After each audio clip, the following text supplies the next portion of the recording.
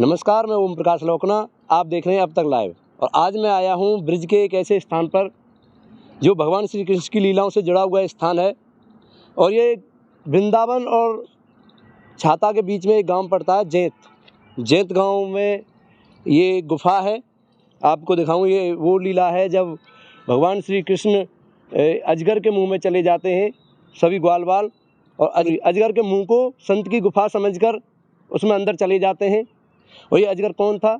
एक बार ये एक देव थे, इन्हें अपनी सुंदरता पर बहुत घमंड था।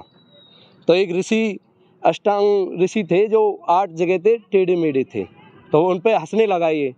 उन्होंने कि अरे महाराज कहाँ से लाए इतनी सुंदरता। और ये महाराज जी को थोड़ा निराशा हुई, उन्होंने इन्हें श्राप दे दिया, बल जा तू मुझसे देख हंस रहा, तुझे दुनिया देख कैसे कि तुम अजगर बन जा। तो उस टाइम पे ये फिर अजगर बन गए। तभी से फिर उन्होंने कहा भगवान गलती हो गई और मुझे मुक्ति का मार्ग बताइए। तो उन्होंने कहा द्वापर युग में भगवान श्री कृष्ण आएंगे और तुम्हारी मुक्ति कराएंगे।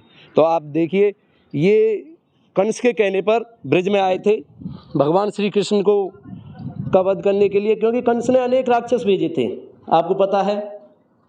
आप देखिए यहाँ पर ये दिखाया भी गया है, यहाँ पर कृष्ण भगवान अंदर जा रहे हैं। ये दांत हैं जिन पे उन्होंने सभी ग्वाल वालों ने अपने छींगे समझ के अपना मतलब भोजन पानी लंच ब्रेकफास्ट टाँग दिया था। तो ये अंदर गुफा है, बहुत ओडी गुफा है ये, और ये जैत गांव में है। आपको बताऊं तो मैं यहाँ में ज़्यादा अंदर नहीं जाऊंगा। और ये बहुत प्राचीन है, 5500 वर्ष पहला स्थान है ये। और कभी भी आप ब्रिज में आए तो ऐसे गुप्त स्थानों का भी दर्शन करें जो भगवान श्री कृष्ण की लीलाओं से जुड़े हुए हैं। और यहाँ पर कुंड भी है, ये जैत कुंड।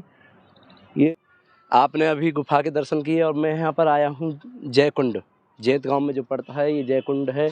आपने वहीं अजगर के भी दर्शन किए हैं। तो जय कुंड की मान्यता है, ये बहुत प्राचीन कुंड है, भगवान श्री कृष्ण के कृष्णकालीन वो है, ये कृष्ण जी के समय का ही ये कुंड है। और यहाँ पर एक आपको मैं दिखाता हूँ, थोड़ा और आगे आइए। यहाँ पर एक झरना है, अभी तो ये झरना बंद है। तो यहाँ पर आप देखिए, ये इसके झरने इसकी वो महत्वता ये थी कि ये झरना वहाँ से चलता था, कुंड में से पानी आता था और वहाँ पर यहाँ पर ग्वाल वाल सब बैठ जाते थे और यहाँ झरने का आनंद लेते थे। यहीं पर भोजन पानी करना, अपना यहीं से सभा करनी, यहीं से निर्णय लेना अब गाय कहाँ चराने जाना है, और यहीं बैठे थे। यहीं से उठ के वहाँ गए थे अजगर के पास। और यही सब लीला है, ठाकुर जी की अनंत लीला है ब्रिज में। आप जितना देखोगे, यहाँ पर देखिए, आप भगवान श्री कृष्ण की प्रतिमा भी देख रहे हैं। और यहाँ पर ग्वाल बाल सखा मंडल सब बैठे हैं। और ये चरण है, यहाँ पर कुछ खंडित हो गई हैं तस्वीर मूर्तियाँ, लेकिन दिव्य स्थान है, गुप्त स्थान है। ब्रिज में कुछ स्थान ऐसे हैं जिनमें भगवान श्री कृष्ण ने लीला करी हैं, ब्रिज के हर गांव में लीला करी है। और ये जय कुंड जय गांव अद्भुत स्थान है। कभी आए, ब्रिज में आए तो जय कुंड भी आए। जय श्री राधे। जैसे अजगर का मुंह होता है लाल, और दांत वांत से लगे रहे, तो भगवान श्री कृष्ण ने कहे देखते हैं गुफा समझते हैं वो, क्योंकि बड़े बूढ़े उनके बताते थे, उनके पिताजी से जंगलों में गुफाएं होती हैं, उसमें संत दर्शन तपस्या कर रहे होते हैं। तो कृष्ण जी ने कही, ग्वाल वालन ने कही, कृष्ण जी तो समझ गए कि राक्षस है ये। ग्वाल वालन ने कही, भैया यहाँ देखो कितनी बढ़िया गुफा है, लाल रंग की है, और मतलब हमें कोई संत होगा दर्शन कर, हमें चल। भगवान कृष्ण ने कही, अब इनसे ना ही करूंगा, ये ना लाके मानेंगे है ना, जाएंगे मोह छोड़ जाएंगे।